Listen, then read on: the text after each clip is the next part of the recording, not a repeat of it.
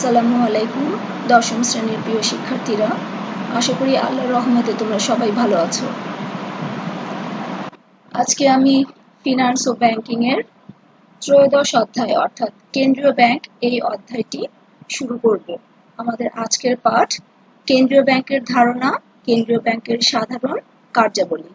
তোমাদের সুবিধার জন্য তোমাদের পাঠ্য বইয়ের পৃষ্ঠা নম্বরটি আমি লিখে দিয়েছি। আজকে আমরা যা পড়বো সেটা তোমরা পৃষ্ঠা নাম্বার 127 থেকে 129 পৃষ্ঠার মধ্যে খুঁজে পাবে। তাহলে চলো শুরু করি।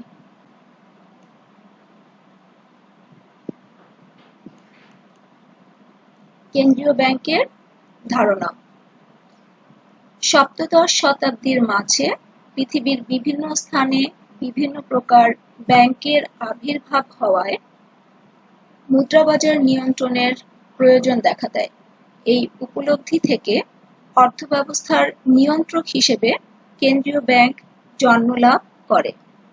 তোমরা একটু লক্ষ্য করলে দেখবে যে আমি কিছু কিছু শব্দ হাইলাইট করেছি। যেমন খেয়াল করো যে সপ্তদশ শতাব্দীর মাঝে মুদ্রাবাজার নিয়ন্ত্রণের প্রয়োজন দেখা দেয়, আরেকটা হচ্ছে কেন্দ্রীয় ব্যাংক জন্ম লাভ করে। হাইলাইট করার উদ্দেশ্য হচ্ছে যে এই শব্দগুলো দিয়ে প্রশ্ন হতে পারে, যেমন মুদ্রাবাজার নিয়ন্ত্রণের প্রয়োজন দেখা দেয় কখন, তখন আনসার হবে সপ্তদশ শতাব্দীতে। অথবা মুদ্রাবাজার নিয়ন্ত্রণের প্রয়োজন দেখা দেয় কেন, তখন হবে যে সপ্তদশ শতাব্দীর মাঝে পৃথিবীর বিভিন্ন স্থানে বিভিন্ন প্রকার ব্যাংকের আবির্ভাব হওয়ায়। কেন্দ্রীয় ব্যাংক জন্ম লাভ করে কখন, এটারও আনসার হবে সপ্তদশ শতাব্দীতে। কেন্দ্রীয় ব্যাংক জনকল্যাণমুখী অমুনাফাভোগী জাতীয় একটি প্রতিষ্ঠান। জনসাধারণের আর্থিক কল্যাণ করাই কেন্দ্রীয় ব্যাংকের উদ্দেশ্য। এখানে প্রশ্ন হতে পারে যে কেন্দ্রীয় ব্যাংক কি ধরনের প্রতিষ্ঠান, তখন আনসার হবে কেন্দ্রীয় ব্যাংক জনকল্যাণমূলক অমুনাফাভোগী জাতীয় একটি প্রতিষ্ঠান। পরের লাইনটি দিয়ে প্রশ্ন হতে পারে যে কেন্দ্রীয় ব্যাংকের উদ্দেশ্য কি, তখন হবে জনসাধারণের আর্থিক কল্যাণ করাই কেন্দ্রীয় ব্যাংকের উদ্দেশ্য। এর পরের লাইনটি দেখো, জনকল্যাণের উদ্দেশ্যে সরকারি নিয়ন্ত্রণাধীনে পরিচালিত দেশের এক ও অনন্য ব্যাংকিং প্রতিষ্ঠানই হলো কেন্দ্রীয় ব্যাংক। এটা কেন্দ্রীয় ব্যাংক কাকে বলে বা কেন্দ্রীয় ব্যাংক কি, 1 মার্কসের জ্ঞানমূলক কোশ্চেনের উত্তর হিসেবে তোমরা এই লাইনটা শিখে রাখতে পারো যে কেন্দ্রীয় ব্যাংক কাকে বলে অথবা কেন্দ্রীয় ব্যাংক কি, তখন আনসার হবে জনকল্যাণের উদ্দেশ্যে সরকারি নিয়ন্ত্রণাধীনে পরিচালিত দেশের এক ও অনন্য ব্যাংকিং প্রতিষ্ঠানই হলো কেন্দ্রীয় ব্যাংক।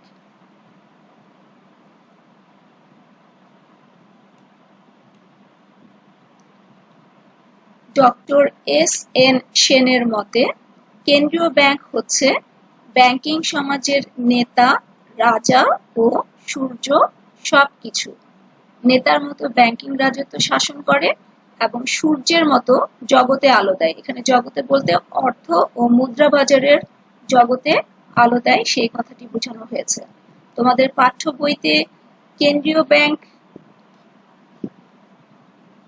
ব্যাংকের 3 জন লেখক কেন্দ্রীয় ব্যাংককে সংজ্ঞায়িত করেছেন। তার মধ্যে আমি এখানে ডক্টর এস এন সেনের প্রদত্ত কেন্দ্রীয় ব্যাংকের সংজ্ঞাটি দিয়েছি। তার কারণ হচ্ছে এই সংজ্ঞাটি দিয়ে প্রায় বহু নির্বাচনী প্রশ্ন হয় যে কেন্দ্রীয় ব্যাংক হচ্ছে ব্যাংকিং সমাজের নেতা, রাজা ও সূর্য সবকিছু। এই উক্তিটি কার, তখন আনসার হবে ডক্টর এস এন সেনের।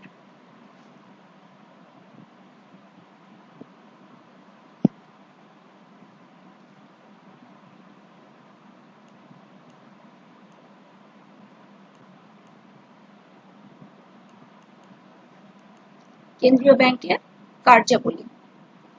কেন্দ্রীয় ব্যাংকের কার্যাবলীকে 4 ভাগে ভাগ করা হয়েছে, যথা সাধারণ কার্যাবলী, সরকারের ব্যাংক হিসেবে সম্পাদিত কার্যাবলী, সকল ব্যাংকের ব্যাংকার হিসেবে সম্পাদিত কার্যাবলী এবং অন্যান্য কার্যাবলী। এই 4 ধরনের কার্যাবলীর মধ্যে আজকে আমরা কেন্দ্রীয় ব্যাংকের সাধারণ কার্যাবলী নিয়ে আলোচনা করব। কেন্দ্রীয় ব্যাংকের সাধারণ কার্যাবলীর মধ্যে কি কি পড়ে দেখো।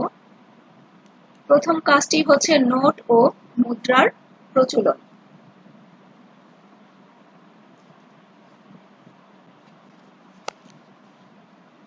দেশের নোট ও মুদ্রা প্রচলনের ক্ষমতাপ্রাপ্ত একমাত্র প্রতিষ্ঠান হচ্ছে কেন্দ্রীয় ব্যাংক, অর্থাৎ দেশের প্রয়োজনে নোট ও মুদ্রার প্রচলনের ক্ষমতা একমাত্র কেন্দ্রীয় ব্যাংকেরই আছে। এর পরের কাজটি হচ্ছে মুদ্রা বাজারের অভিভাবক। কেন্দ্রীয় ব্যাংক মুদ্রা বাজারের অভিভাবক এবং মুদ্রার পূর্ণ নিয়ন্ত্রক হিসেবে কাজ করে থাকে। এর পরের কাজটি হচ্ছে সহজ বিনিময় মাধ্যম সৃষ্টি। কেন্দ্রীয় ব্যাংক মুদ্রা, বিল, হুন্ডি ইত্যাদির মাধ্যমে সহজ বিনিময় মাধ্যম সৃষ্টি করে থাকে। এর পরের কাজটি হচ্ছে ঋণ নিয়ন্ত্রণ।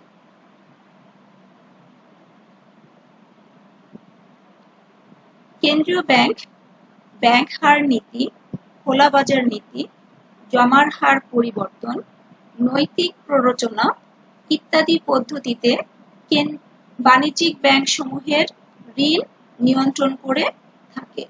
এখন তোমাদের মনে প্রশ্ন জাগতে পারে যে ব্যাংক হার নীতি, খোলা বাজার নীতি, জমার হার পরিবর্তন, নৈতিক প্ররোচনা এগুলো কি? তোমাদের সুবিধার জন্য, জানার এবং বোঝার সুবিধার জন্য আমি এই পদ্ধতিগুলো একটু ব্যাখ্যা করছি, তোমরা খুব মন দিয়ে শোনো। ব্যাংক হার নীতি, বাণিজ্যিক ব্যাংকগুলো যে সুদের হারে কেন্দ্রীয় ব্যাংকের নিকট থেকে ঋণ গ্রহণ করে সেই হারকে বলা হয় ব্যাংক হার। আর এই হারের হ্রাস বৃদ্ধি ঘটিয়ে কেন্দ্রীয় ব্যাংক ঋণ নিয়ন্ত্রণ করার কৌশলকে বলা হয় ব্যাংক হার নীতি। যেমন কেন্দ্রীয় ব্যাংক যদি ব্যাংক হার বৃদ্ধি করে, অর্থাৎ বাণিজ্যিক ব্যাংক যে সুদের হারে কেন্দ্রীয় ব্যাংকের নিকট থেকে ঋণ গ্রহণ করছে সেই সুদের হার যদি কেন্দ্রীয় ব্যাংক বাড়িয়ে দেয়, তখন বাণিজ্যিক ব্যাংকের সুদের হার বৃদ্ধি পাবে, অর্থাৎ বাণিজ্যিক ব্যাংকও তার গ্রাহকদেরকে বেশি সুদে ঋণ প্রদান করবে। তখন গ্রাহকদের মধ্যে ঋণ গ্রহণে নিরুৎসাহ সৃষ্টি হবে, অর্থাৎ গ্রাহকরা ঋণ গ্রহণ করতে উৎসাহিত হবে না, ফলে বাজারে ঋণের পরিমাণ হ্রাস পাবে। আর ঠিক একইভাবে বাজারে ঋণের পরিমাণ বৃদ্ধি করার জন্য কেন্দ্রীয় ব্যাংক ব্যাংক হার হ্রাস করে, তখন বাণিজ্যিক ব্যাংকের সুদের হারও কমে যায়, অর্থাৎ গ্রাহকদেরকে স্বল্প সুদে বাণিজ্যিক ব্যাংক ঋণ দিতে পারে, তখন গ্রাহকদের মধ্যে ঋণ গ্রহণে উৎসাহ সৃষ্টি হয়, ফলে বাজারে ঋণের পরিমাণ বৃদ্ধি পায়। এর পরেরটি ছিল আমাদের খোলা বাজার নীতি। খোলা বাজার নীতিটা কি দেখো।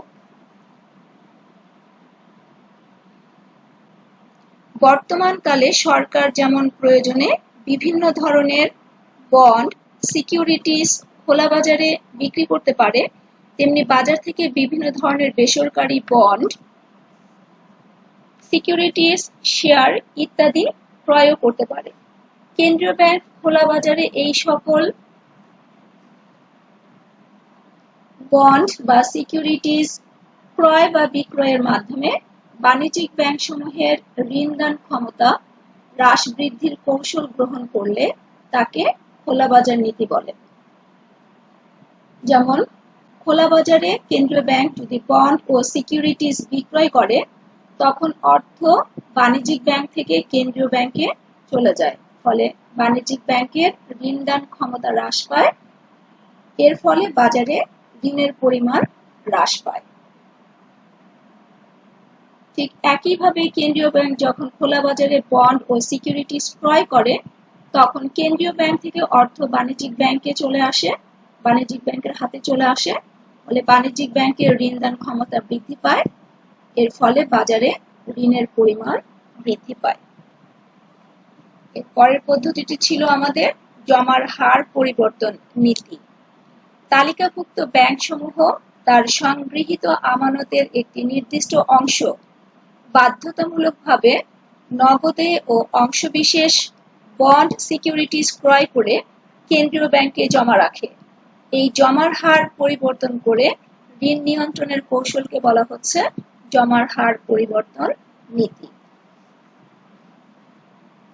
কেন্দ্রীয় ব্যাংক যখন এই জমার হার বৃদ্ধি করে তখন বাণিজ্যিক ব্যাংক থেকে অধিক পরিমাণ অর্থ কেন্দ্রীয় ব্যাংকে চলে যায়, ফলে বাণিজ্যিক ব্যাংকের ঋণদান ক্ষমতা হ্রাস পায়, ফলশ্রুতিতে বাজারে ঋণের পরিমাণ হ্রাস পায়।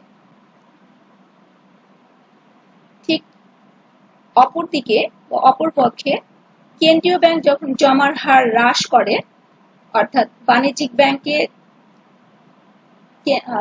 ব্যাংকে তার আমানতের যে অংশ বাধ্যতামূলকভাবে কেন্দ্রীয় ব্যাংকে জমা রাখে সেই জমার হার যদি কেন্দ্রীয় ব্যাংক হ্রাস করে তখন বাণিজ্যিক ব্যাংক থেকে কম পরিমাণ অর্থ কেন্দ্রীয় ব্যাংকে যায়।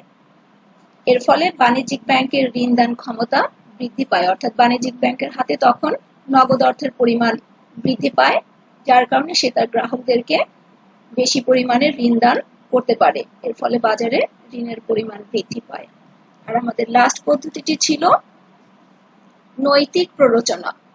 ঋণ নিয়ন্ত্রণের বিষয়ে আনুষ্ঠানিক কোনো নির্দেশনা জারি না করে কেন্দ্রীয় ব্যাংক অধস্তন ব্যাংকসমূহকে উপদেশ পরামর্শ প্রদানের মাধ্যমে ঋণ নিয়ন্ত্রণের চেষ্টা করলে তাকে নৈতিক প্ররোচনার মাধ্যমে ঋণ নিয়ন্ত্রণ বলে। যেমন দেশে বন্যার ফলে কৃষির মারাত্মক ক্ষতি হলে কেন্দ্রীয় ব্যাংক কৃষি খাতে ঋণ দেওয়ার জন্য তালিকাভুক্ত ব্যাংকগুলোকে উপদেশ বা পরামর্শ দিয়ে উৎসাহিত করতে পারে। এতে কিছুটা হলেও ঋণের পরিমাণ বাড়ার সম্ভাবনা থাকে। কেন্দ্রীয় ব্যাংক এই পদ্ধতিগুলোর মাধ্যমে বাণিজ্যিক ব্যাংকের ঋণ প্রদান ক্ষমতা নিয়ন্ত্রণ করে থাকে।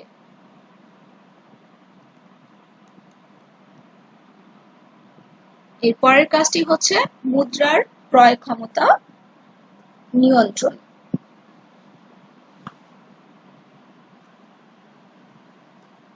বাজারের অর্থ সরবরাহের হ্রাস বৃদ্ধি করে কেন্দ্রীয় ব্যাংক মুদ্রার মান তথা ক্রয় ক্ষমতা সংরক্ষণ করে থাকে বা ক্রয় ক্ষমতা নিয়ন্ত্রণ করে থাকে। এর পরের কাজটি হচ্ছে বৈদেশিক বিনিময় নিয়ন্ত্রণ। কেন্দ্রীয় ব্যাংক মুদ্রার বৈদেশিক মূল্য নিয়ন্ত্রণ করে থাকে। দেশীয় মুদ্রার সম্মানজনক বিনিময় হার সৃষ্টি করার জন্য কেন্দ্রীয় ব্যাংক প্রয়োজনীয় পদক্ষেপ গ্রহণ করে। এর পরের কাজটি হচ্ছে মূল্যস্তর স্থিতিশীল রাখা। যেহেতু কেন্দ্রীয় ব্যাংক মুদ্রা সরবরাহ নিয়ন্ত্রণ করে থাকে, ফলে মূল্যস্তরকে স্থিতিশীল রাখা কেন্দ্রীয় ব্যাংকের একটি অন্যতম কাজ। বৈদেশিক মুদ্রার তহবিল সংরক্ষণ। একটি দেশের মুদ্রার বিনিময় হার নির্ভর করে সেই দেশের বৈদেশিক মুদ্রার রিজার্ভের উপর। তাই কেন্দ্রীয় ব্যাংক পর্যাপ্ত বৈদেশিক মুদ্রার তহবিল সংরক্ষণ করে থাকে। এর পরের কাজটি হচ্ছে ব্যাংক ব্যবস্থার উন্নয়ন। কেন্দ্রীয় ব্যাংক দেশের ব্যাংক ব্যবস্থার সেবা এবং অন্যান্য ব্যাংকের ব্যবস্থাপনা সহ অন্যান্য উন্নয়নের ভূমিকা পালন করে থাকে। এর পরের কাজটি হচ্ছে কর্মসংস্থানের সুযোগ সৃষ্টি।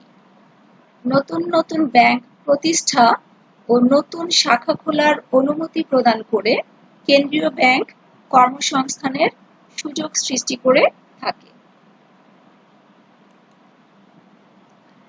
কেন্দ্রীয় ব্যাংকের সাধারণ কার্যাবলীর সর্বশেষ কাজটি হচ্ছে সরকার কর্তৃক গৃহীত ঋণের তদারক।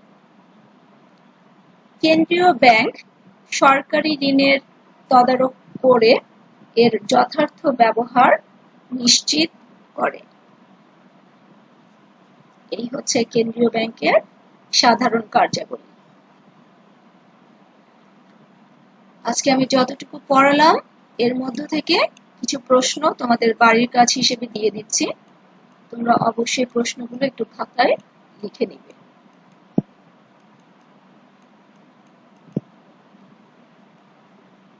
প্রথম প্রশ্ন, কেন্দ্রীয় ব্যাংক কি বা কেন্দ্রীয় ব্যাংক কাকে বলে?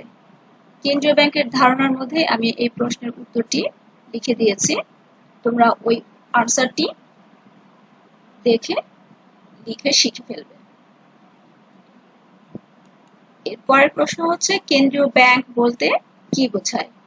এটা অনুধাবনমূলক প্রশ্ন হিসেবে আসে, আবার প্রয়োগের প্রশ্ন হিসেবেও আসে। তোমাদের সুবিধার জন্য এই প্রশ্নের উত্তরটি আমি লিখে দিয়েছি।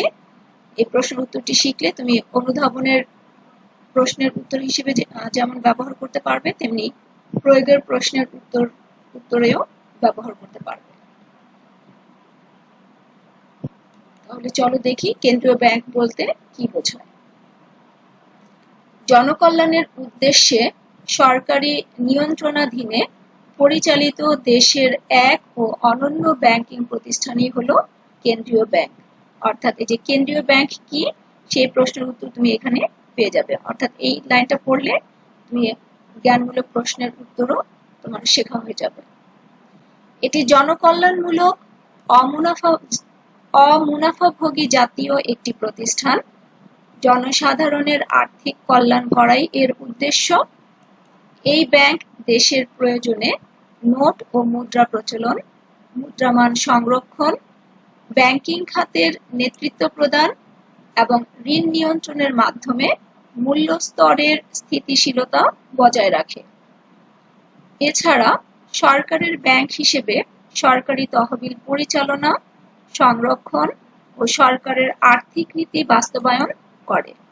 অন্যান্য ব্যাংকের ব্যাংকার হিসেবে এই ব্যাংক তালিকাভুক্ত ব্যাংকসমূহের অর্থ জমা গ্রহণ, ঋণ দান, নিকাশঘর সুবিধা সহ বিভিন্ন সহায়তা প্রদান করে।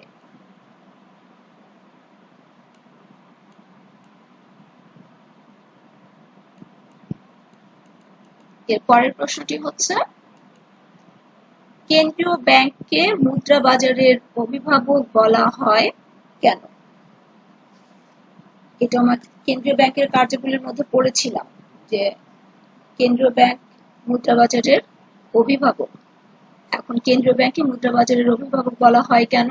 তোমাদের সুবিধার জন্য এই প্রশ্নের উত্তরটিও আমি লিখে দিয়েছি। দেখো, কেন্দ্রীয় ব্যাংক একটি দেশের মুদ্রা বাজারের পূর্ণ নিয়ন্ত্রক হিসেবে কাজ করে বিধায় একে মুদ্রা বাজারের অভিভাবক বলা হয়। কেন্দ্রীয় ব্যাংক দেশের চাহিদা অনুযায়ী নোট ও মুদ্রা প্রচলন, মুদ্রামান সংরক্ষণ এবং ঋণ নিয়ন্ত্রণ করে। এই ব্যাংক বৈদেশিক মুদ্রার রিজার্ভ সংরক্ষণের মাধ্যমে দেশীয় মুদ্রার মান অক্ষুণ্ণ রাখা এবং বিনিময় হারকে দেশের অনুকূলে রাখার জন্য সর্বাত্মক চেষ্টা করে। দেশের অর্থনৈতিক ভারসাম্য বজায় রাখার জন্য মুদ্রা বাজারকে সুষ্ঠুভাবে পরিচালনা ও নিয়ন্ত্রণের জন্য যাবতীয় কাজ কেন্দ্রীয় ব্যাংক করে থাকে। তাই কেন্দ্রীয় ব্যাংককে মুদ্রা বাজারের অভিভাবক বলা হয়।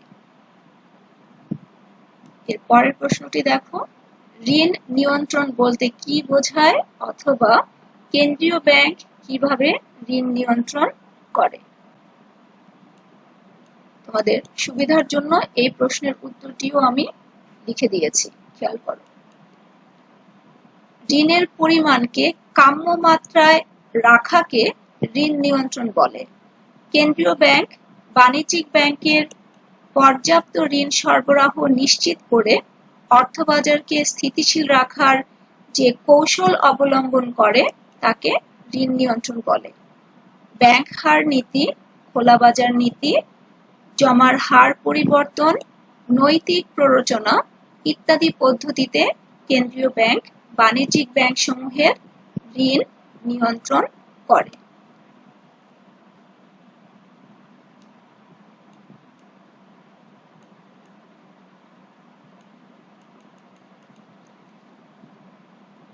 ফার্স্ট প্রশ্ন, কেন্দ্রীয় ব্যাংক কোনটি স্থিতিশীল রাখে ব্যাখ্যা করো।